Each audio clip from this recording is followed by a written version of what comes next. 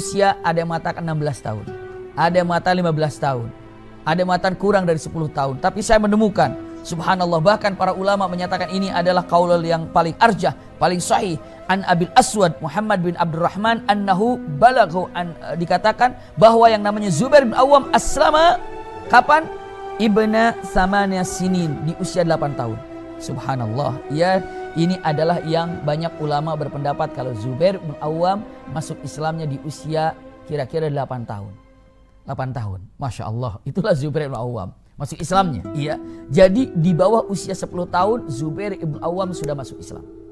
Saya lanjutkan. Iya. Zubair bin Awam masuk Islam di usia 8 tahun. Betul. Lalu apa yang dilakukannya? Apakah ada siksaan mengenai Zubair? Ada. Zubair bin Awam mendapatkan siksaan di usia masih kecil. Di bawah usia 10 tahun. Bahkan di usia belasan tahun Zubair bin Awam sudah dapat tekanan, dapat siksaan. Siapa yang memberikan tekanannya? Yang memberikan tekanan atau siksaannya itu adalah pamannya sendiri. Iya. Bagaimana caranya? Zubair bin Awam dengan cara disimpan di dalam satu tempat yang mana tempat itu tertutup, ya, tempat tertutup. Lalu selanjutnya diikat tangannya. Setelah diikat tangannya, lalu dinyalakan api di samping kiri kanannya sehingga asapnya itu terisap oleh Zubair bin Awam. Iya. Jadi sengaja ini anak ini kokoh nggak, kira-kira benar nggak ingin melakukan keimanannya ataupun mencintai Rasulullah seperti itu setelah beriman pada Allah dan Rasulnya. Disiksa oleh pamannya dengan siksaan yang sangat dahsyat. Bagaimana cara siksaan dahsyatnya? Diikat. Setelah itu dibakar kayu di samping kiri kanannya sehingga panas dirasakannya. Setelah itu ditanya dengan mengatakan sama pamannya, mengatakan ukfur, kafir kembali. Kafir, apa yang dikatakan olehmu? Jangan ikuti Muhammad, jangan ikuti Muhammad, kembali kepada agamamu. Lalu Zubair mengatakan, demi Allah saya tidak akan pernah meninggalkan agama yang diajarkan oleh Muhammad. Masya Allah. Inilah yang dilakukan oleh siapa? Oleh Zubair dengan siksaan yang didapatkan oleh siapa? Oleh pamannya sendiri. Ini kalau dicek dan dilihat bagaimana keadaan Zubair bin Awam. Kita sudah lihat bagaimana Zubair dari kecilnya, ya, dan kita juga lihat bagaimana Zubair ini didikan daripada ibunya Sofiyah, dan kita lihat bagaimana Zubair masuk Islamnya atas ajakan Abu Bakar di usia kira-kira paling kecilnya 8 tahun, tapi ada juga yang mengatakan kira-kira 15 atau 16 tahun. Lalu siapa yang menyiksa Zubair bin Awam sejak kecil? Itu adalah paman-pamannya, sehingga apa? Zubair pun merasakan siksaan seperti yang dirasakan, yang mungkin kita selalu mendengar Bilal yang disiksanya, iya, ataupun Ammar bin Yasir disiksanya, atau Zanirah ikut disiksa. Ternyata Zubair pun merasakan siksaan demikian. Itulah Zubair ibn Awam, iya. Dan Zubair ibn Awam masuk Islam, lalu setelah itu mendapat siksaan, dan dalam keadaan remajanya, iya, karena kekeh tidak mau meninggalkan syariat Islam dan kekeh tidak mau meninggalkan agama Islam, maka paman-pamannya pun ya sudah biarkan sajalah, lah masih anak kecil ya sudah biarkan saja. Tapi punten, ini adalah anak yang memiliki keberanian yang luar biasa. Pemuda yang gagah, pemuda yang tangguh. Siapa? Zubair ibn Awam. Subhanallah, iya. Dan Zubair ibn Awam hijrah pertama ke Habasyah. Jadi pernah hijrah ke Habasyah. Dari Habasyah, Zubair ibn Awam juga hijrah ke Madinah. Nanti kita akan sampaikan. Dari Habasyah, punten, agar nyambung nantinya, Zubair ibn Awam diberi hadiah oleh Raja Habasyah. Hadiahnya itu disebutnya adalah Al-Anzah. Iya, Al-Anzah itu artinya Anazah itu satu, boleh dibilang bukan ukaz, bukan yang buat jadi semacam bambu ataupun semacam, kalau dibilangnya itu Anzah itu bukan untuk orang yang berjalan, itu apa namanya ya, kalau seandainya orang yang sudah sepuh gitu kan, bawa yang namanya tongkat, ya, dia bukan tongkat untuk orang membantu jalan, ya, Anza ini, tapi Anza ini lebih kecil daripada tongkat. Mungkin kalau sahabat-sahabat live ini bisa melihat, menyaksikan, seandainya kalau ada upacara kan, ada pemimpin upacaranya dari TNI atau apa membawa semacam tongkat kecil, ya, dibawanya seperti itu, itulah Anza dalam bahasa Arab, demikian. Dan putar Al-Anazah ini ujungnya itu punya punya gigi, ya, mungkin seperti kail, tapi kalau kail kan bengkung begini ya, tapi ini gini tapi ada giginya, jadi kalau ditusukkan ya lumayan kena. Dan itu yang dihadiahkan oleh Raja Najasyi kepada siapa? Kepada Zubair bin Awam saat hijrah ke Habasyah. Dan Anza ini dibawa oleh Zubair bin Awam ke Mekah dan dibawa ke Madinah. Ini adalah kebanggaan yang dimiliki oleh Zubair bin Awam. Nanti kita bahas tentang Anza ini. Dan Zubair bin Awam berangkat ke Habasyah. Ia dari Habasyah, tidak lama di Habasyah, lalu pindah lagi ke Mekah dan berangkat lagi ke mana? Ke Madinah Al-Munawwarah. Nanti kita lihat sampai di mana ke Madinahnya. Namun yang jelas, Zubair bin Awam apa yang dilakukan selama di kota Mekah Al-Mukarramah? Subhanallah, iya. Zubair bin Awam ketika berada di kota Mekah Al-Mukarramah saat itu masih muda. Masya Allah, ada satu gelar yang dimiliki oleh Zubair bin Awam. Apa gelarnya? Gelar Zubair bin Awam itu adalah yang disebut dengan kata-katanya, Masya Allah, awwalu man salla sayfan fi sabilillahi azza wa jalla. Jadi Zubair bin Awam ini adalah orang yang pertama kali mengeluarkan pedangnya, menghunus pedangnya di jalan Allah Subhanahu wa taala, dan saat itu usianya masih remaja. Masih remaja, iya. Saat itu usia Zubair ibn Awam masih remaja, masih dalam keadaan remaja. Dan Zubair ibn Awam pertama kali orang yang mengeluarkan pedangnya, menghunuskan pedangnya di jalan Allah Subhanahu wa taala. Masya Allah. Jadi satu waktu Zubair ibn Awam keluar dari rumahnya dengan membawa pedang tanpa terbungkus, lalu sudah terhunus pedangnya itu di jalan, sudah dibawa jalan oleh Zubair bin Awam, sehingga orang-orang ngelihat dengan mata anak kecil atau gulam ma'hu saif, iya, ada anak membawa pedang, mau kemana anak ini bawa pedang, mau kemana anak ini bawa pedang. Jadi Zubair bin Awam jalan dengan membawa pedang. Lalu saat itu ternyata dia menghampiri Rasulullah SAW, karena memang saat itu Rasulullah sedang di luar. Ada satu peristiwa, biasalah dihina dan diejek oleh orang-orang kafir Quraisy, dan ternyata Zubair bin Awam datang dengan membawa pedang tersebut, dan dia dengan menghunuskan pedangnya dan berjalan dengan cepatnya sampai orang-orang lihat, ini siapa ini? Anak kecil bawa pedang. Dia siapa nih? Ada anak bawa pedang. Ternyata Zubair dengan bawa pedangnya, dia katakan apa? Langsung ke hadapan Rasulullah. Assalamualaikum ya Rasulullah. Rasulullah katakan, ya Zubair, apa yang terjadi kepadamu? Ada apa dengan pedangmu? Dia mengatakan, ya Rasulullah, aku memang membawa pedang. Tapi untuk apa pedangmu itu? Dengan mengatakan, saya mendengar kalau engkau ada orang yang menghinamu. Dan saya mendengar kalau engkau ini sedang diejek. Saya mendengar kalau engkau ini sedang dihina oleh orang-orang yang tidak menyayangimu ya Rasulullah. Rasulullah mengatakan dengan mengucapkan, terus kalau ada orang yang menghinaku, kalau ada orang yang membunuhku, kalau ada orang yang mencaciku, lalu apa yang kau lakukan dengan pedang itu? Lalu Zubair bin Awam mengatakan kata-katanya, tidak akan pernah selamat ketika berjumpa denganku siapapun orang yang menghinamu ya Rasulullah. Masya Allah. Itu anak di usia kurang daripada 16 tahun ataupun anak yang usianya masih belasan tahun memiliki rasa cinta kepada Rasulullah SAW dengan mengatakan demikian. Ucapannya yang sangat tegas dengan mengatakan, ya Rasulullah, sami itu, saya mendengar kalau engkau ini ada yang menghina. Saya mendengar kalau ada orang yang sedang mencacimu, maka aku datang dengan membawa pedang ini. Masya Allah. Bagaimana seseorang yang luar biasa ini, yang masih muda ini, tiba-tiba pun datang ke hadapan Rasulullah dengan membawa pedangnya. Dan itulah orang yang pertama kali menghunus pedangnya di jalan Allah untuk membela Rasulullah dan membela agama Allah. Siapa? Zubair ibn Awam. Maka saat itulah Rasulullah berdoa untuk siapa? Untuk Zubair ibn Awam. Ya Allah, keberkahan bagi Zubair ibn Awam, dan juga berdoa dan juga Rasul mendoakan pedangnya dan berikan juga pedangnya ketajaman dan keberkahan. Masya Allah. Punten, dari doa Rasulullah itu, setelah Zubair bin Awam dengan mengatakan, aku mendengar ada orang yang menghinamu, ada orang yang mencacimu, maka tidak ada orang yang bisa selamat berhadapanku ketika ada orang yang menghinamu ini ya Rasulullah. Maka Rasulullah tersenyum dan Rasulullah mengatakan doa yang sangat indah, ya Allah, berikan keberkahan kepada Zubair dan berikan kekuatan dan ketajaman, keberkahan ke dalam pedangnya Zubair. Maka dari mulai doa yang dilakukan oleh Zubair ibn Awam, yang dimulai doa yang disampaikan Rasulullah kepada Zubair ibn Awam, ya, jadi Rasul mendoakan kepada Zubair ibn Awam, dari doa tersebut mustajabnya luar biasa. Apa? Tidak ada satu perang pun saat Rasulullah ada, iya, dan saat Rasulullah sudah wafat, kecuali Zubair ibn Awam ikut di dalamnya. Terutama Zubair ibn Awam tidak pernah tidak ikut perang di dalam peperangan. Masya Allah, iya. Jadi Zubair ibn Awam selalu ikut dalam peperangan bersama Rasulullah. dan selalu berada di barisan terdepan. Itulah Zubair ibn Awam. Kenapa? Hasil doa yang dilakukan Rasul Shallallahu Alaihi Wasallam itu. Doa Rasulullah untuk Zubair, ya Allah berikan keberkahan kepada usianya dan berikan juga ketajaman dan keberkahan kepada pedangnya. Maka apa yang terjadi? Tidak ada satu pertempuran pun di masa Rasulullah kecuali Zubair ada di dalamnya. Dan bukan hanya sekedar Zubair berada di dalamnya, tapi orang yang terdepan dalam peperangan apapun. Mau yang namanya Badarkah, mau yang namanya Uhudkah, mau yang namanya Khandakah, subhanallah itu terjadi. Iya. Yang terjadi kepada siapa? Zubair ibn Awam, Masya Allah. Iya.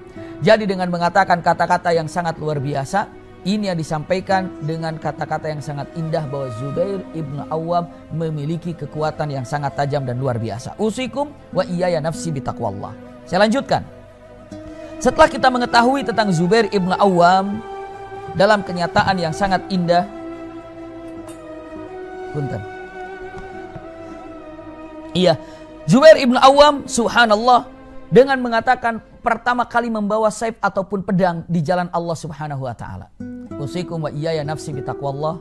Bukan hanya sekedar itu, tapi pahala yang didapatkan siapapun sampai hari ini orang yang berjuang di jalan Allah dengan membawa pedangnya ataupun dengan membawa, dulu kan alatnya pedang, tapi kalau sekarang mungkin dengan mengatakan senapan. Iya, subhanallah sekarang menggunakan senapan atau menggunakan apa saja. Siapapun sekarang ini yang sedang berjuang di jalan Allah, baik itu menggunakan alat apapun, maka pahalanya mengalir kepada Zubair ibn Awam. Masya Allah. Iya, luar biasa. Pahalanya mengalir kepada Zubair ibn Awam. Orang yang berperang misalnya di Palestina dengan menggunakan apa? Dengan menggunakan batunya, dengan menggunakan apa yang dilemparkannya, pahala untuk Zubair. Orang menggunakan dengan pedangnya, pahala untuk Zubair. Orang menggunakan dengan panahnya, pahalanya untuk Zubair. Maksudnya apa? Pahalanya mengalir juga, Zubair mendapatkannya. Karena orang yang pertama kali menggunakan pedang di jalan Allah Subhanahu wa taala. Masya Allah. Maka siapapun yang berjuang di jalan Allah dengan menggunakan alat perang, maka sampailah kepada Zubair ibn Awam. Karena beliau yang pertama kali menghunuskan pedang di jalan Allah. Masya Allah. Ini keagungan yang dimiliki oleh Zubair ibn Awam. Sampai hari ini mengalir pahalanya bagi siapa yang berperang di jalan Allah dengan menggunakan apa saja. Ini adalah keagungan dan keutamaan Zubair. Usikum wa iyaya nafsi bitaqwallah. Dan Zubair ibn Awam, kita ingin mengetahui beberapa poin lagi, beberapa hal lagi yang terjadi kepada Zubair ibn Awam. Zubair ibn Awam dalam peperangan, ada satu yang namanya kebiasaan Zubair ibn Awam, dan ini sudah sangat ma'ruf, sudah sangat diketahui, dan ini adalah sudah bukan rahasia umum lagi. Iya, tapi sudah mengetahui Zubair ibn Awam kebiasaannya kalau dalam peperangan ini sudah sudah ada berhadapan antara pasukan orang mukmin dan pasukan orang kafir. Sudah berhadapan, iya. Dan nanti ada kode untuk mulai perang. Subhanallah, iya. Dalam keadaan siap-siap untuk mulai perang. Dalam keadaan siap-siap mulai perang, baru saja tanda kode kalau perang itu dimulai. Misalnya apa itu berupa trompet, apakah itu berupa apa bendera dinaikkan. Karena perang itu di sana zaman dulu istilahnya tidak ada yang namanya perang main belakang, itu tidak ada. Boleh dikatakan zaman jahiliyah memang, tapi punten, kalau berperang dia dalam keadaan harus berani. Tidak ada yang namanya perang melalui belakang ataupun yang namanya orang lagi tidur diserang, tidak. Tapi dalam keadaan musuh sudah siap, ini sudah siap, tunggu. Bendera sudah naikkan, ini sudah naikkan, berarti sudah siap, punten. Kebiasaan Zubair ibn Awam, kalau baru saja mulai perang dimulai, iya, baru trit begitu mulai, maka Zubair bin Awam sudah siap maju sendiri ke depan. Itulah Zubair bin Awam. Iya, kebiasaan Zubair bin Awam demikian. Jadi kalau sudah siap dimulai dan sudah mulai ada kode, ada tanda kalau perang itu sudah dimulai, maka Zubair bin Awam sudah mulai melesat ke depan. Itulah kebiasaan Zubair bin Awam sampai dia itu memotong dari berbagai macam pasukan setebal apapun, dia hadang terus sampai ke tempat di mana dia tidak menemukan pasukan lagi, lalu dia balik lagi. Itulah Zubair bin Awam. Dan ini sudah tahu bahwa teori gaya Zubair bin Awam dalam berperang itu mikarrin difarrin, artinya dari mulai titik terus sampai ke tempat di mana tidak menemukan musuh dan dia kembali lagi. Itulah Zubair bin Awam. Jadi itu sudah sangat ketahuan, itulah gaya berperangnya Zubair ibn Awam. Masya Allah. Iya. Dan bukan hanya sekedar itu, mungkin ingin tahu, tadi sebetulnya harus disampaikan juga di awal, Zubair bin Awam bukan hanya sekedar keberaniannya dimiliki, lalu kekuatannya dimiliki karena memang terlatih, iya, tapi apa? Memang posturnya pun luar biasa. Tinggi Zubair bin Awam ini, tinggi, postur yang cukup tinggi, sampai kalau dia atau radhiyallahu anhu naik kuda, iya, maka kakinya itu bisa menempel ke tanah. Iya, saking apanya? Saking tingginya postur tubuh yang dimiliki oleh Zubair bin Awam. Dan Zubair bin Awam melihat daripada kekuatan dan keberaniannya, dijadikan kalau diungkapkan mungkin lebih enak untuk kita gambarkan Zubair ibn Awam ini sebagai Kopassusnya di zaman Rasul Shallallahu Alaihi Wasallam. Jadi kalau ada apa-apa Rasulullah, kalau untuk masalah apa, pilih siapa, pilih siapa, pilih siapa. Rasulullah sangat pandai siapa memilih orang-orang untuk mengemban tugasnya. Tapi ada yang namanya muhimmah khassah, artinya adalah kepentingan yang khusus di dalam masalah peperangan. Ataupun dibilang ini sebagai Kopassusnya atau sebagai pasukan khususnya yang dimiliki oleh Rasul SAW itu 3. Ya kalau ada apa-apa, Zubair maju, Zubair maju. Di antaranya ada Zubair bin Awam, ada Ali bin Abi Thalib, dan ada Sayyidina Hamzah. Ya ada Hamzah bin Abi Thalib, Hamzah radhiyallahu anhum jami'an. Jadi 3 ini, Ali bin Abi Thalib, lalu ada yang namanya Zubair, ada Hamzah. Ini adalah boleh dikatakan Kopassusnya yang dimiliki oleh Rasul SAW. Coba cek nanti kita lihat peperangan-peperangan kalau kita masih mengingat sejarah Ali bin Abi Thalib, bagaimana Rasulullah menyelesaikan semua urusan dalam peperangan dan urusan Ali bin Abi Thalib. Ali bin Abi Thalib ternyata apa? Rasulullah bukan hanya memiliki Ali bin Abi Thalib, tapi juga memiliki siapa? Zubair ibn Awam. Sekali lagi, Zubair ibn Awam termasuk adalah orang yang dikhususkan oleh Rasul Shallallahu Alaihi Wasallam untuk apa? Mengemban tugas-tugas berat di dalam masalah urusan peperangan, menghadapi musuh. Seperti apa? Bagaimana? Itulah Zubair ibn Awam. Masya Allah, karena keberaniannya dan kelihayannya di dalam berperang, iya. Dan keberaniannya di dalam menegakkan syiar Islam, iya. Itulah Zubair ibn Awam. Kita cek dan kita lihat. Kita lihat bagaimana Zubair ibn Awam, Masya Allah, ketika perang Badar. Allahu Akbar. Saat Zubair ibn Awam dalam peperangan yang namanya perang Badar, apa yang terjadi? Saat Zubair ibn Awam dalam perang Badar ini, usikum wa iyaya nafsi bitaqwallah. Zubair ibn Awam dalam perang Badar, kita tahu kalau perang Badar ini Rasulullah hanya ada 2 kuda perang saja. Karena memang Badar ini, perang Badar ini bukan diperuntukkan untuk perang saat itu Badar itu. Cek lagi dalam perjalanan Sirah Nabawiyah. Iya. Jadi saat dalam Badar ini tadinya bukan untuk perang, tapi apa? Untuk menyergap daripada pasukan kafilah dagangnya orang-orang kafir. Ternyata mereka sudah bebas dan orang kafir rencananya untuk membebaskan daripada kafilah itu. Jadi kafilah dari Syam pulang ke kota Mekah. Rasulullah ingin menyergapnya, lalu orang-orang kafir ingin menolongnya. Ternyata warrakbu asfala minkum dalam Al-Quran, pasukan orang kafir ini malah bebas. Ataupun punten, kafilah itu bebas dagangannya, tapi malah yang ketemu itu pasukan orang mukmin dan orang kafir. Makanya dalam Al-Quranul Karim, lau tawa'adtum lakhtalaftum. Iya, jadi kalau seandainya ini ada skenario Allah yang Allah jadikan untuk berjumpanya pasukan mukmin dan pasukan kafir di perang Badar. Makanya orang mukmin saat itu tidak persiapan memang untuk perang. Iya. Apa yang terjadi? Yang terjadi yang dimiliki oleh Rasul Sallallahu Alaihi Wasallam hanya dimiliki 2 kuda. Yang satu Rasulullah percayakan kepada Zubair ibn Awam. Yang satu Rasulullah percayakan kepada Miqdad bin Amr. Maka 2 pasukan ini, Zubair memimpin sayap kanan, Miqdad memimpin sayap kiri.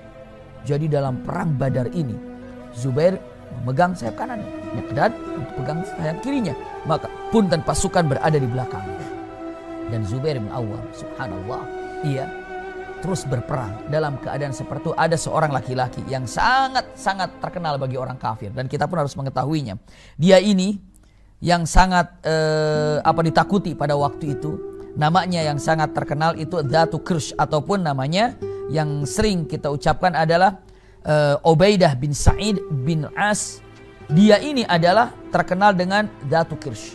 Nama kunyahnya atau disebutnya Dzatu Kirsh. Dia ini, orang ini menggunakan pakaian serba besi semuanya.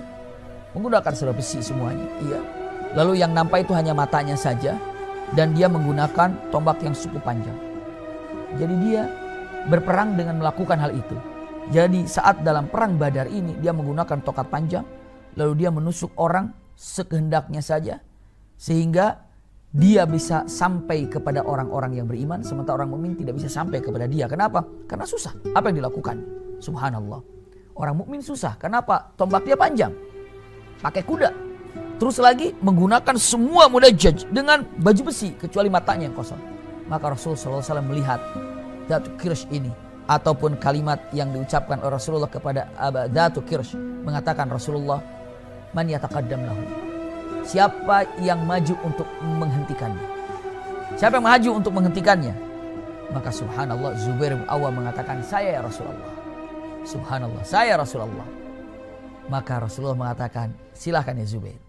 Maka Zubair maju dan Zubair melihat ini bagaimana caranya, karena ini terlalu panjang. Dan Masya Allah, itu yang dilakukan. Ada beberapa riwayat. Yang dilakukan oleh Zubair ibn Awwam adalah, masih ingat tadi hadiah dari Raja Najasyi Anza ini? Maka Zubair bin Awwam dengan cepat, gerakan cepat, beliau ini subhanallah, dengan tepat sekali, dengan gerakan yang cepat.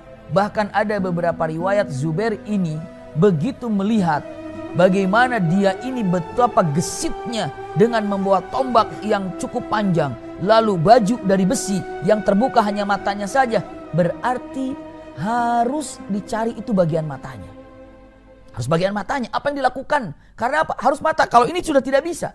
Maka yang dilakukan oleh Zubair bin Awwam, subhanallah radhiyallahu an, dia mencari kapan dia ini terus berhadapan, terus dia berputar untuk apa? Mencari dari belakangnya kuda dia, Maka begitu dia mencari belakangnya, kuda itu muter. Zubair bin Awwam terus muter, terus dikejar. Dan subhanallah berhasil Zubair bin Awwam membelakangi kuda itu. Setelah berhasil membelakangi kuda itu, ditarik ekor kuda dan dia loncat dari belakang. Dan dengan tepat Anza ini dimasukkan ke matanya daripada Datu Kirsh ini. Dan sampai mati di tempat itu. Subhanallah. Dan Zubair bin Awwam menyatakan pada Rasulullah, ya Rasulullah, aku telah menyelesaikannya dengan ini. Dengan ini. Maka Rasulullah sangat gembira dan sangat senang melihat keberanian Zubair bin Awwam. Lalu senjata yang digunakan untuk membunuh daripada Datu Kirsh ini dibawa oleh Rasulullah SAW. Setelah dipegang oleh Rasulullah SAW, kelihatannya Zubair melihat Rasulullah suka dengan Anza ini. Maka Zubair mengatakan, silakan engkau gunakan dan silakan aku hadiahkan kepadamu ya Rasulullah, silakan engkau pegang. Maka Anza ini selalu dibawa Rasulullah SAW. Beberapa kali para sahabat melihat Anzanya Zubair dibawa oleh siapa? Oleh Rasulullah SAW. Bahkan beberapa kali Rasulullah sholat menyimpan Anzanya di depannya, dijadikan sater. Jadi Anza ini disimpan oleh Rasulullah SAW. Semacam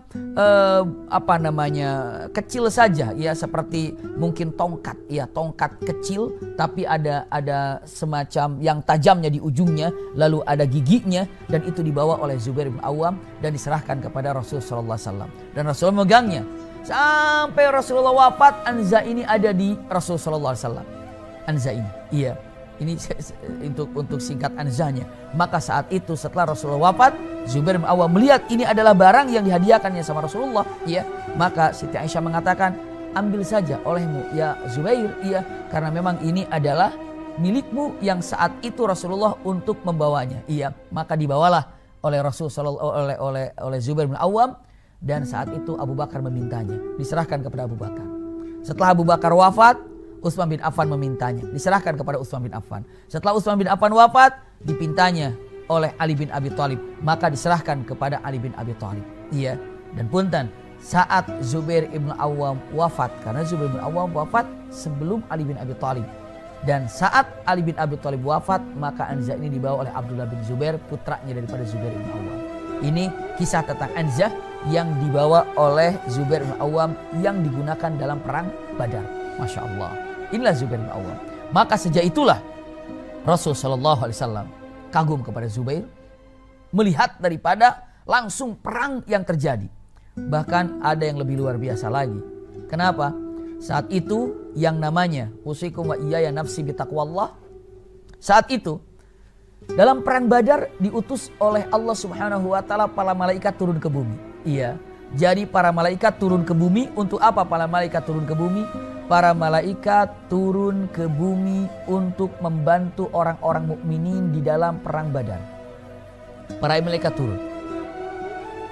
Begitu malaikat turun ke bumi dalam perang Badar ini, karena memang dalam Al-Quran tegas mengatakan demikian, turun malaikat ke bumi, ya, untuk membantu pasukan orang-orang yang mukmin.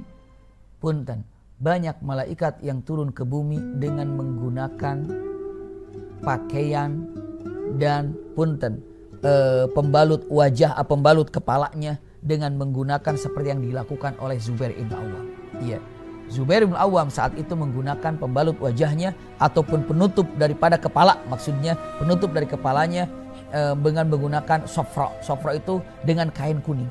Maka saat itu para Masya Allah malaikat yang turun ke bumi menggunakan sofra ataupun dengan menggunakan boleh dibilang apa kalau sekarang ini namanya imamah, ya, atau sorban, ya, menggunakan sorban berwarna kuning.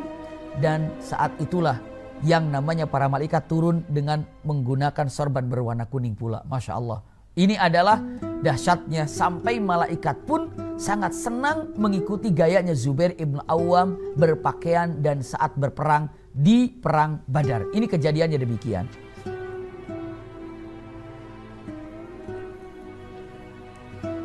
Usikum wa iyaya nafsi bitaqwallah. Makanya kita sedang menceritakan tentang yang namanya Zubair ibnul Awam, kekuatannya dan dahsyatnya dan kegagahannya. Dilanjutkan lagi. Lalu selanjutnya Zubair ibn Awam, disitulah Rasulullah mengatakan inna likulli nabiyyin hawariya.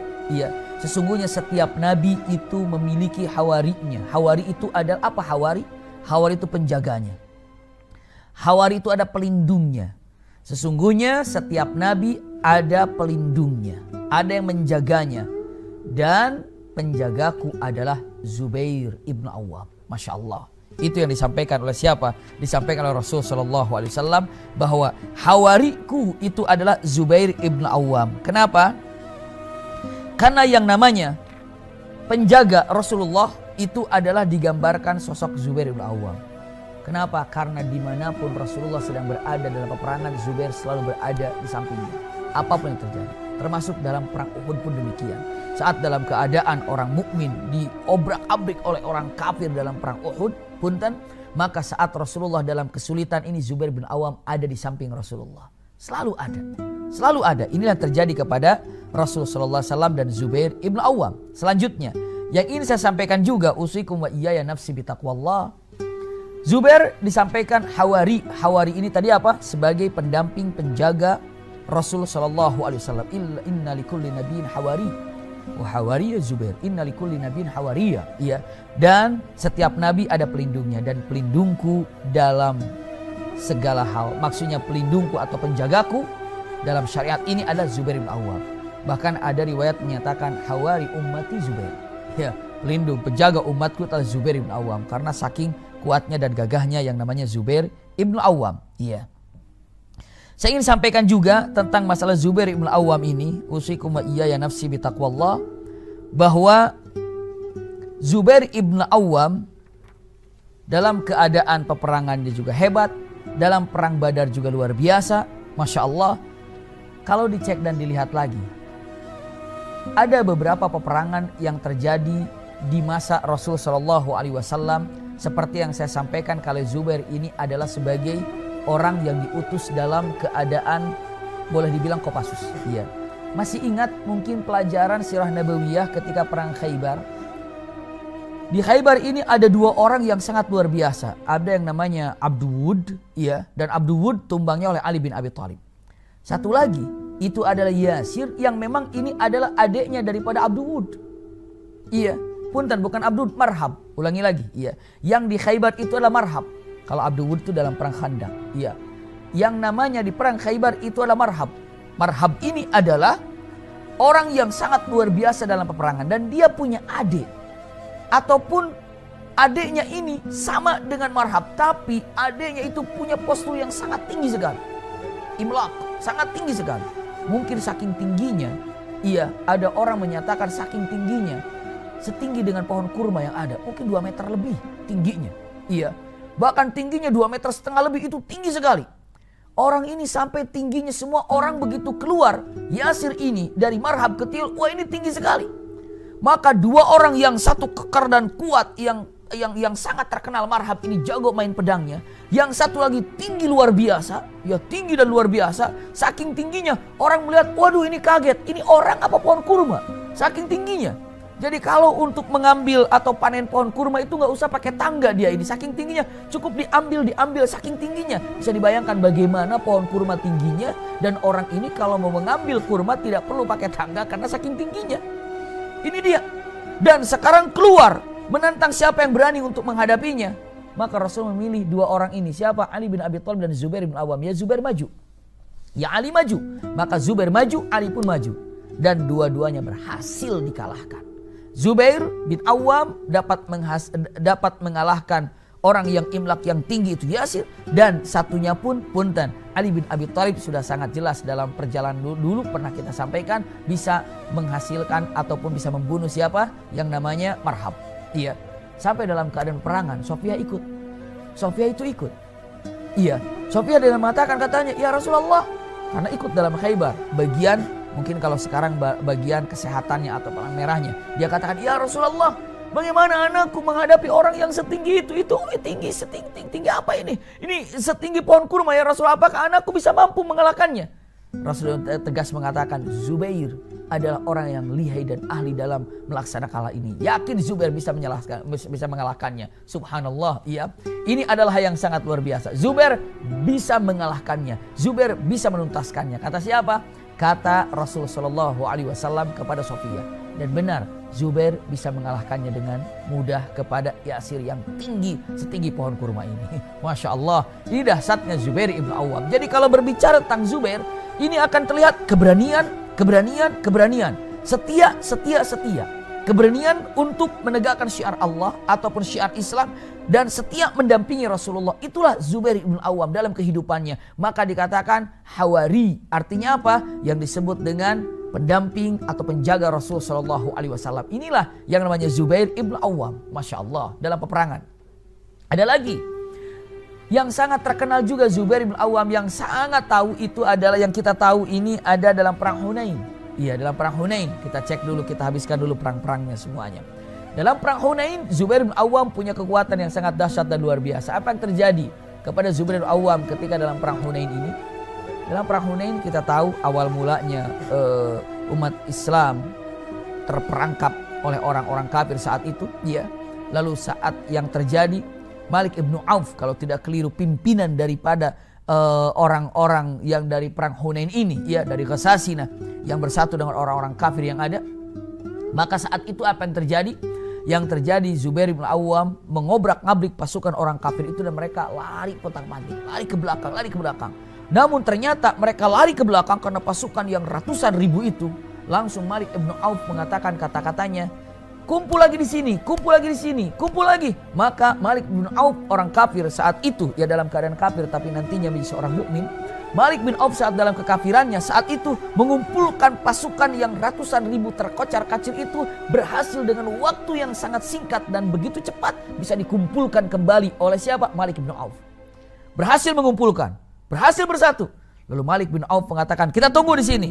Kita lihat mereka siapa saja yang datang. Begitu datang, melihat ada satu pasukan datang, iya, dengan pasukan datang untuk menyiapkan orang mukmin, pasukan mukmin. Jadi orang kafir begitu datang semuanya berkumpul berbaris kembali untuk melihat siapa saja daripada orang-orang pasukannya Muhammad Rasulullah saat itu dilihat. Ternyata untuk kembali membangun pasukan. Agak jauh jaraknya. Malik bin Auf menunggu di belakang. Iya, dan dengan pasukannya dikumpulkan. Sudah siap dengan pasukan yang ada. Pasukannya juga sudah mulai ketakutan. Iya. Datang pertama kali mengatakan, siapa itu? Kata Malik bin Auf. Siapa tahu? Siapa yang tahu? Pasukan mana itu? Jawab, itu adalah pasukan dari Ansar atau dari Madinah, dipimpin oleh Sa'ad bin Ubadah. Lalu kata Malik bin Auf, ya udah, tenang, kita jangan kemana-mana, tahan. Subhanallah. Itu siapa? Itu pasukan Bani Sulaim. Gak usah pergi, tenang. Begitu. Itu siapa? Ini pasukan dari Bani Murrah. Udah, tenang, biarin aja. Mereka kumpul di sana. Itu pasukan dari mana? Itu pesan dari Ghatafan. Ya udah, biarin aja, kumpul aja. Mereka tenang aja. Tapi begitu datang lagi seorang laki-laki dengan membawa tombak di atas pundaknya dengan kuda yang sangat gagahnya. Lalu Malik bin Auf bertanya matanya, siapa itu? Itu adalah Zubair bin Awam dengan pasukannya. Apa kata Malik bin Auf? Itu Zubair? Iya. Kalau gitu kita kabur. Kita pulang. Kenapa kita akan gak sanggup kalau untuk menghadapi Zubair bin Awam? Bayangin aja. Mendengar nama Zubair bin Awam aja mereka sudah sangat ketakutan dan mereka sudah sangat ngeri mendengar nama Zubair bin Awam. Mereka udah pulang. Kenapa? Ini nggak bakalan beres dan ini nggak bakalan bisa untuk diselesaikan. Pulang. Maka akhirnya pulanglah. Itulah kegagahan dan kekuatan Zubair ibn Awam. Baru namanya saja disebutkan demikian. Gagahnya dan luar biasa. Iya. Dalam keadaan perang apapun tidak pernah ada kata-kata mundur untuk Zubair bin Awam. Dalam keadaan perang apapun tidak pernah ada kata-kata kalah untuk Zubair. Kenapa? Zubair ini yakin dengan kekuatan yang dimilikinya. Hasil latihan dari kecilnya. Yang terdengar hanyalah punten-punten suara kuda. Lalu suara yang namanya pedang. Itulah memang Zubair ibn Awam. Keadaannya demikian. Masya Allah. Ya. Zubair ibn Awam itu luar biasa. Kalau dilihat daripada keberanian jatuh ke Zubair. Iya, kesetiaan Zubair ibn Awam. Sampai punten. Saya sampaikan lagi, Zubair bin Awam menikah. Siapa istrinya Zubair ibn Awam? Iya. Istrinya Zubair ibn Awam mungkin semua sudah sangat tahu. Iya. Istrinya Zubair ibn Awam ini adalah putrinya Abu Bakar As-Siddiq. Siapa putrinya Abu Bakar As-Siddiq? Bukan Aisyah saja, tapi ada apa? Ada yang namanya istrinya Abu Bakar, putrinya Abu Bakar, ada Asma binti Abu Bakar. Iya. Ada Asma binti Abu Bakar. Asma binti Abu Bakar ini, Masya Allah, menikah dengan Zubair ibn Awam. Dzatun Nitiqain. Ternyata yang namanya Zubair karena didikan yang sangat tegas. Dalam beberapa riwayat memang harus disampaikan dengan ketegasan. Terbiasa. Caranya adalah cara yang memang boleh dibilang ya sosok Zubair. Iya. Tidak jauh daripada sosok Umar ibn Khattab. Sosok Zubair ibn Awam dengan ketegasannya, dengan garangnya menghadapi musuh segala macamnya. Sampai Ali bin Abi Thalib dengan tegas mengatakan, Ali bin Abi Thalib itu kan orang berani. Kalau orang yang berani mengatakan, kalau orang berani, sesosok Ali bin Abi Thalib mengatakan Zubair itu berani, berarti benar-benar berani. Kalau Ali bin Abi Thalib yang gagah saja, yang berani saja memuji keberanian Zubair ibn Awam, berarti Zubair ibn Awam benar-benar berani, ya, benar-benar gagah. Kenapa? Hanya orang-orang beranilah yang, atau hanya orang-orang yang gagahlah yang tahu tentang kegagahannya sebenarnya seseorang. Itulah yang terjadi. Saya pernah ada satu pengalaman singkat. Iya, waktu itu kami sedang umroh. Tiba-tiba salah satu daripada jamaah umroh ini usianya sudah 70 tahunan.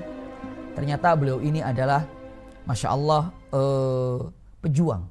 Iya, salah satu pahlawan yang ikut di dalam membela negeri ini. Pada itu kira-kira 9 tahun yang lalu atau 10 tahun yang lalu. Beliau umroh. Kejadian ini 10 tahun atau 9 tahun yang lalu. Ya.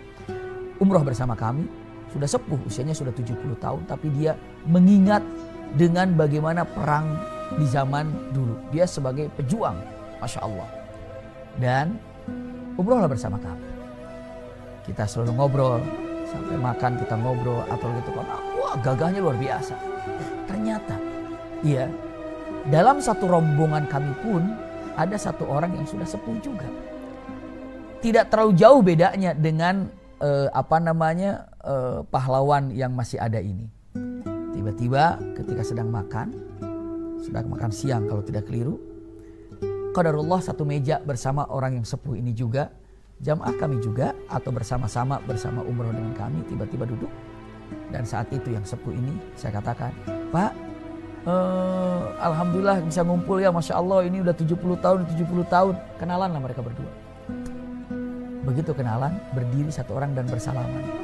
Setelah salaman hanya mengatakan, apa kabar? Di mana tinggal? Langsung yang sebelah kiri kami ini yang sudah cukup lama kenal, beliau mengatakan, tahun berapa? Di mana pusatnya? Di mana perjuangannya? Di mana itunya ini semuanya? Lalu dia jawab, ternyata ini juga prajurit juga. Ternyata ini juga pahlawan juga. Lalu saya katakan, waduh, kok bisa tahu ini? Juga dulu TNI gitu. Kok bisa tahu Bapak kalau ini juga TNI? Padahal Islam baru ketemu sekarang. Dia bilang hanya mengatakan kata-kata yang sangat luar biasa. Hanya prajurit yang mengetahui siapa adalah, hanya prajurit yang mengetahui siapa itu prajurit. Subhanallah, kata-katanya begitu. Hanya seorang prajurit yang mengetahui siapa itu prajurit. Subhanallah. Jadi dengan mengatakan kata-kata yang luar biasa ini, lihat Zubair bin Awam diberikan kata-kata yang luar biasa oleh Ali bin Abi Thalib dengan mengatakan kata-katanya, hanya orang yang beranilah, Masya Allah, benar-benar berani. Kalau orang yang berani itu dikatakan berani oleh orang yang berani.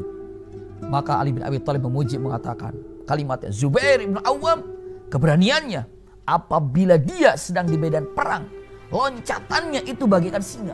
Lalu pukulannya itu bagaikan, subhanallah, seperti macan.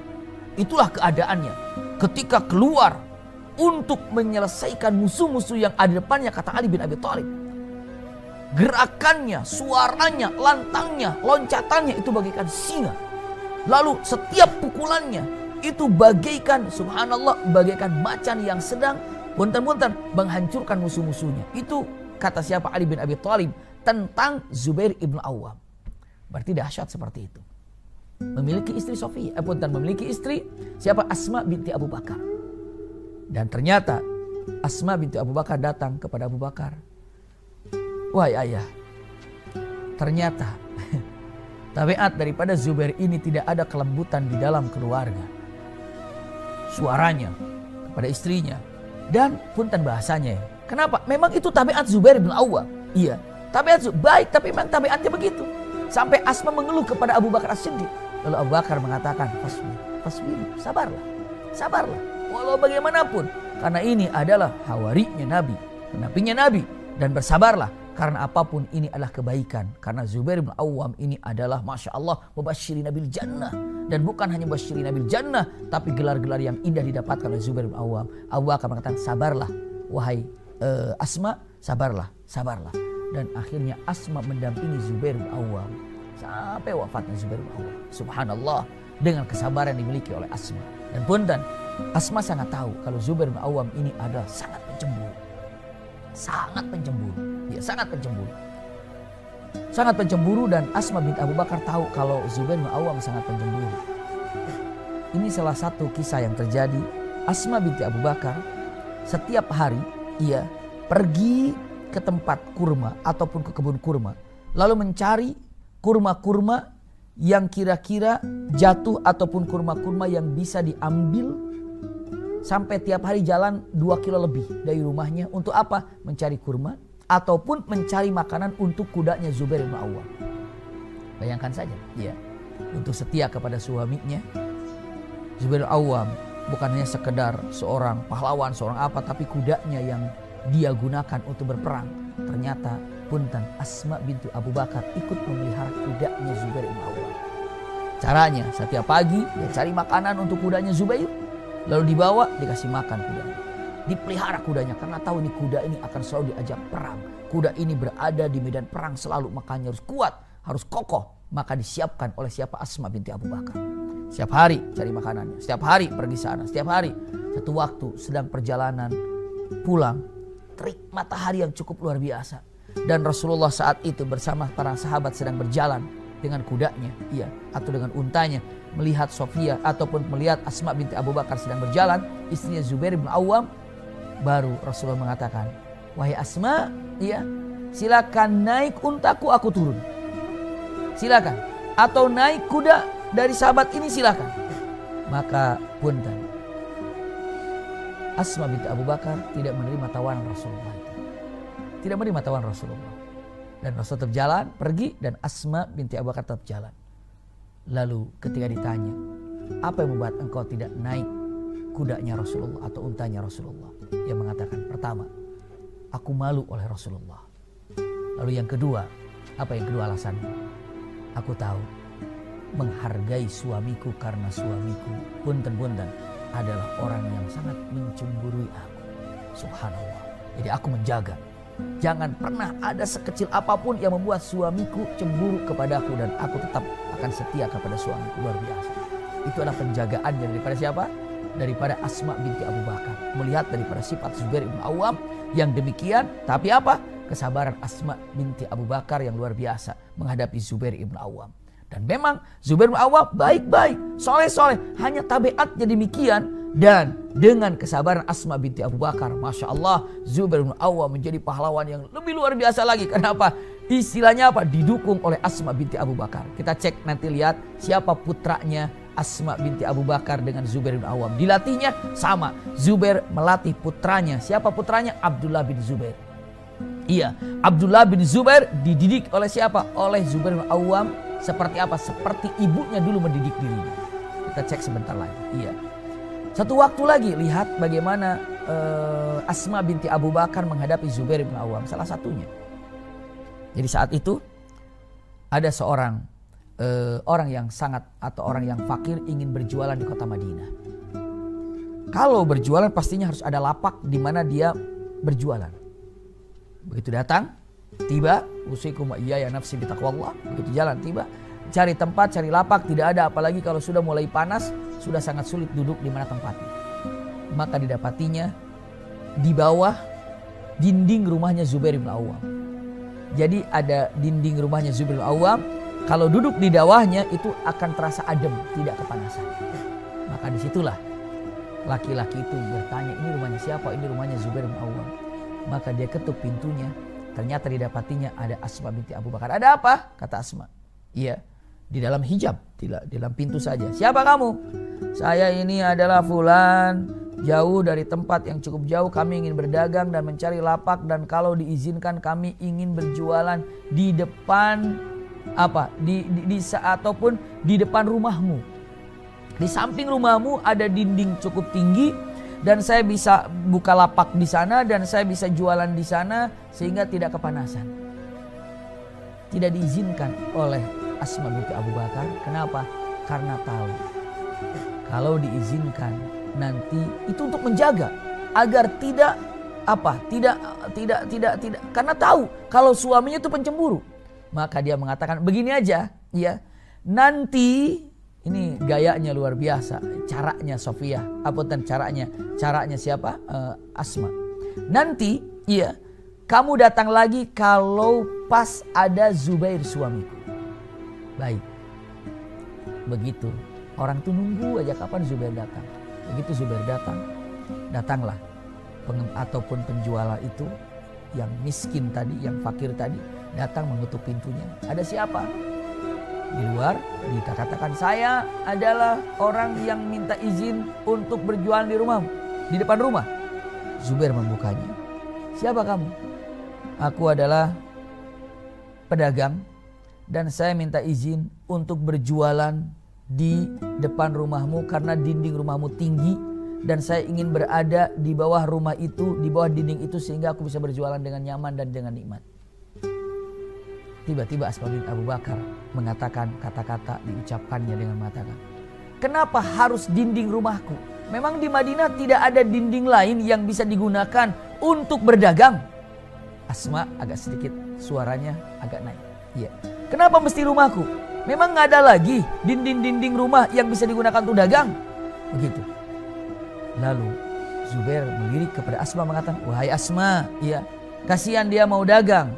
Apalagi dalam keadaan kekurangan terlihatnya. Izinkan dia untuk berdagang. Lalu kata Asma mengatakan, terserah engkau wahai Zubair. Apa yang kau inginkan aku ikut. Lalu kata Zubair mengatakan, silahkan diizinkan. Masya Allah. Jadi caranya coba. Kalau teman-teman bisa melihat bagaimana caranya Asma binti Abu Bakar kalau mengatakan begitu. Aku ingin oh ya silakan. Jualan aja. Kan bisa begitu kan. Tapi tidak mau. Kenapa? Harus suami yang mengizinkannya. Iya. Tapi bagaimana cara mengizinkan suami? Kalau misalnya silakan nanti suami datang. Siapa yang jualan itu? Udah saya izinkan. Loh kenapa diizinkan sama kamu? Iya. Ada apa kamu dengan dia? Bisa jadi. Karena setan itu bisa demikian. Ataupun dengan mengatakan bilangnya Zubair tadi ada yang mau minta izin ke sini untuk jualan. Bagaimana kalau diizinkan saja? Mungkin karena tahu sifat suami, Zubair akan mengatakan kalimat siapa kamu? Memang kamu udah kenal dari mana? Bagaimana bisa saja karena setan itu bisa saja masuk bagaimana ya. Dan punten usikum wa iyaya nafsi bitaqwa. Ini caranya Asma binti Abu Bakar. Bagaimana caranya agar Zubair itu memberikan izin dengan cara demikian. Begitu datang, aku ingin, emang hanya rumah saya saja yang tinggi? Apa nggak bisa cari tempat lain untuk berjualan?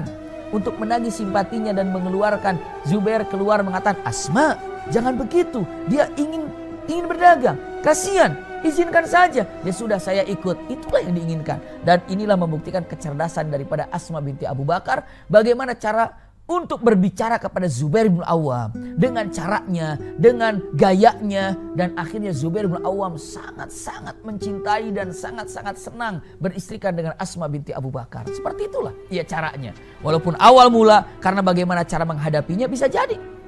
Seorang istri mungkin sudah lama menjadi seorang istri dari suaminya. Atau suami sudah lama menjadi seorang suami dari istrinya. Tapi punten, kalau belum bisa melihat ini sifat suami saya begini, sifat istri saya begini, apa yang harus dilakukan, apa yang harus disampaikan, maka punten, inilah caranya. Ternyata apapun sifat suami, kalau bisa diketahui sifatnya oleh istri, insya Allah istri akan bisa untuk berkhidmat kepadanya dengan cara apapun, dengan bagaimanapun. Kenapa? Karena istri tahu sifat suaminya begini, berarti harus begini.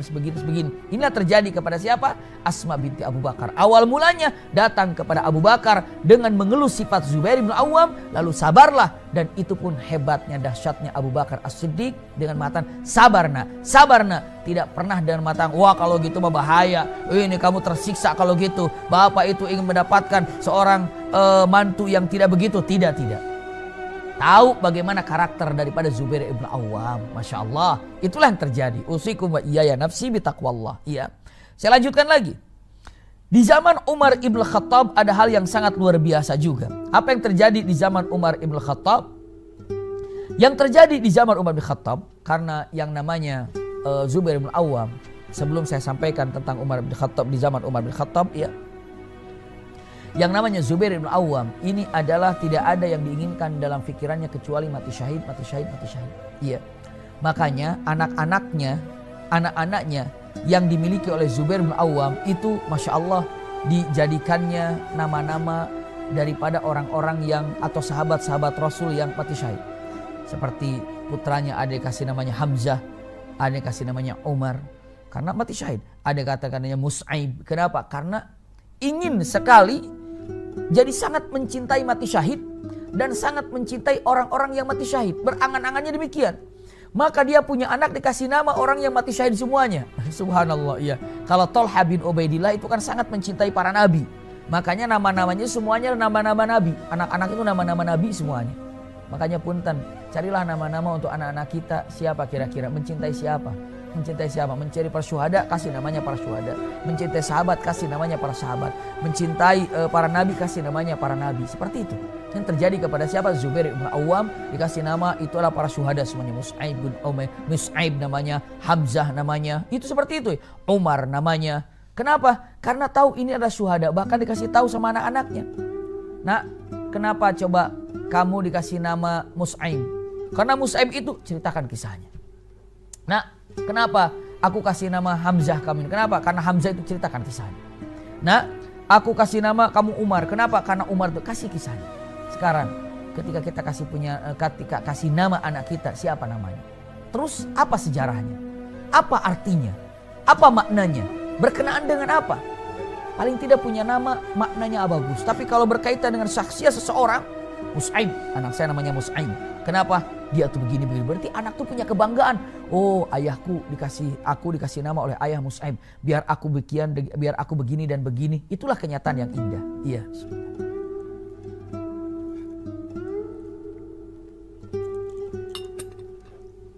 Jadi, punten, kalau kita kasih nama untuk anak-anak kita, berikanlah nama-nama yang memiliki makna.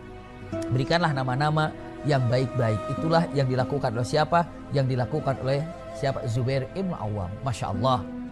Dan punten, di zaman Umar ibn Khattab, Zubair ibn Awam ini diutus oleh Umar bin Khattab. Diutus kepada siapa? Kepada Amr bin As. Kita tahu kalau Amr bin As ini adalah saat itu menjadi gubernur di kota Mesir. Iya, gubernur di kota Mesir.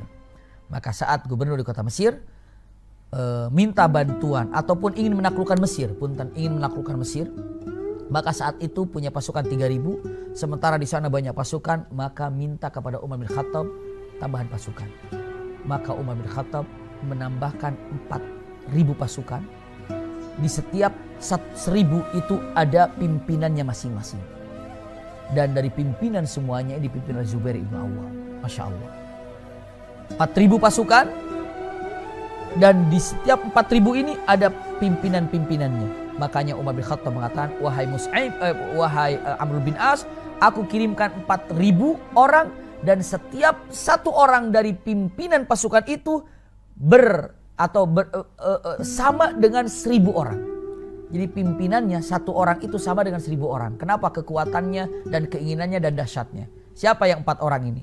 Kita tahu ada Zubair bin Awwam memimpin, lalu ada Miqdad, lalu ada Ubadah bin Samit, dan ada Maslamah ibn Khalid.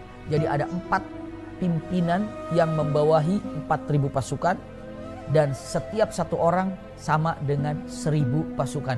Berarti seakan-akan Umar mengatakan, aku kirim 8.000 pasukan. Masya Allah. Ternyata kemenangan yang didapatkan oleh siapa? Oleh pasukan daripada yang dipimpin oleh Zubair ibn Awwam. Subhanallah.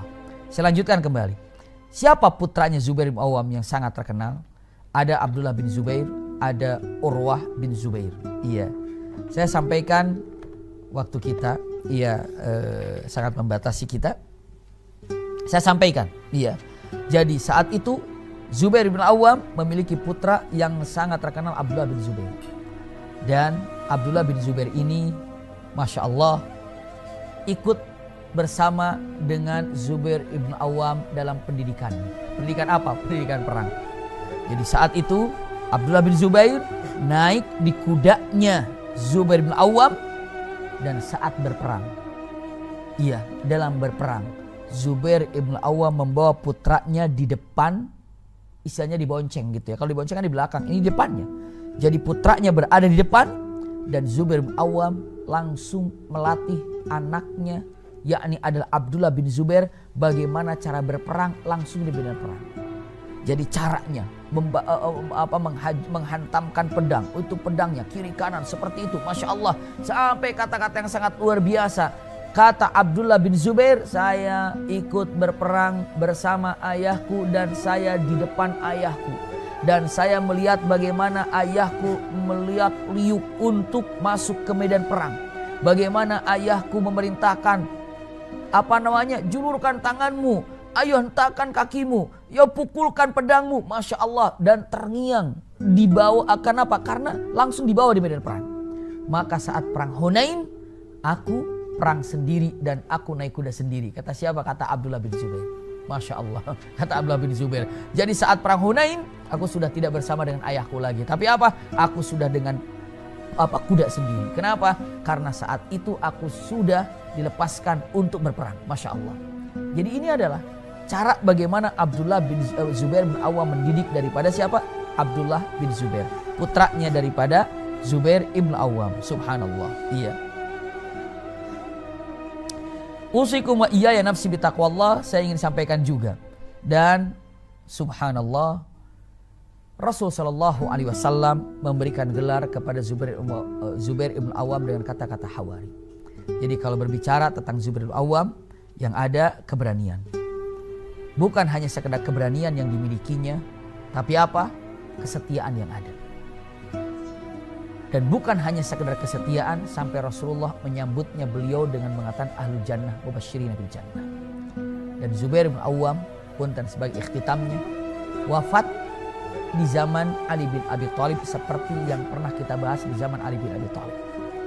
Di dalam peperangan saat itu antara Siti Aisyah dan Ali bin Abi Thalib, ini adalah gara-gara Abdullah bin Saba yang telah mengacaukan semua masalah ini. Dan terjadilah pengadu dombaan saat itu. Sebetulnya berperang di antara mereka ini, tolong cek daripada pertemuan-pertemuan lalu. Dan Zubair ibn Awwam saat itu tidak ikut-ikutan. Zubair ibn Awwam tidak ikut-ikutan. Zubair ibn Awwam tidak ikut-ikutan dalam peperangan ini. Dan Zubair ibn Awwam pamit dan tidak ikut dalam peperangan ini. Maksudnya apa? Inni bari'un, saya lepas daripada apa yang terjadi antara Siti Aisyah dengan Ali bin Abi Thalib. Fitnah. Iya, fitnah itu apa? Ujian yang berat. Diadu dombakan. Padahal Aisyah dan Ali bin Abi Thalib juga tidak ada masalah, tidak ada apa-apa. Lalu pas pulang Zubair bin Awam diikuti oleh seorang laki-laki namanya adalah Ibnu Jurmuz. Iya, Ibnu Jurmuz ini mengikuti Zubair bin Awam dan dari belakang ditikamnya dan dari belakang ditusuknya, lalu punten-punten diambillah kepalanya. Lalu diserahkan kepada Ali bin Abi Thalib mengatakan, wahai Ali, aku telah berhasil membunuh siapa? Musuhmu. Karena saat itu Zubair ibn Awam bersamaan dengan pasukannya, punten, pasukannya siapa? Pasukannya Siti Aisyah. Saya harap untuk lebih mengenal ini, cek lagi pelajaran di live movement tentang Mas'al Khulafaur Rasyidin di Ali bin Abi Thalib. Maka saat itu Ali bin Abi Thalib melihat daripada kepalanya Zubair bin Awam, Ali bin Abi Thalib langsung mengatakan, qala Rasulullah, Rasul bersabda, basyiru binnar qatilu ibnu Safiyah, dengan mengatakan kabar, berikan kabar buat yang memberikan kabar ahli neraka bagi orang yang telah membunuh putranya Safiyah. Maksudnya siapa putranya Safiyah? Ini adalah yang telah membunuh siapa putranya Safiyah? Ini yang telah membunuh Zubair. Subhanallah. Berikan kabar ahli neraka bagi orang yang membunuh putranya Safiyah, yakni Zubair bin Awam. Maka saat itulah kita dunia kehilangan seorang pahlawan, sosok yang sangat luar biasa. Iya, pahlawan yang tidak pernah mengenal takut, tidak pernah mengenal kalah, tidak pernah mengenal istilahnya apa ya, mengeluh di dalam peperangan. Inilah sosok Zubair ibn Awam. Jadi kalau dibilang dengan mengatakan Zubair ibn Awam, ini adalah seseorang yang Masya Allah langsung dikatakan mendapatkan gelar Hawari Nabi atau Hawari Rasul SAW, pelindung, penjaga daripada Rasul SAW. Itulah yang sangat terkenal sosok Zubair ibn Awam. Masya Allah ya. Mudah-mudahan singkat dari apa yang saya sampaikan ada manfaatnya untuk kita semuanya. Ada beberapa hal yang mungkin belum bisa disampaikan, namun insya Allah ini hal-hal yang disampaikan, yang tertera yang disampaikan para alim ulama mengenai tentang Zubair ibn Awam dengan singkat dari mulai kehidupannya sejak kecilnya, lalu perjuangannya, dan ada beberapa hal juga kejadian yang tidak bisa disampaikan, namun mudah-mudahan insya Allah dengan singkat apa yang disampaikan ada manfaatnya untuk kita semuanya. Paling tidak mengenal Zubair bin Awam, hari ini kita mengenal Zubair bin Awam dengan mendengarkan kisahnya atau membacanya, tapi insya Allah di lain kesempatan ataupun kelak di jannahnya Allah Subhanahu wa taala, mudah-mudahan kita bisa berkumpul dengan Zubair ibn Awam karena kita sedang mempelajari orang-orang yang dicintai oleh Allah dan Rasulnya dan yang mencintai Allah dan Rasulnya. Jazakumullah khair ala husni istimaikum lakum minni al-hubbu wa du'a. Wassalamualaikum warahmatullahi wabarakatuh.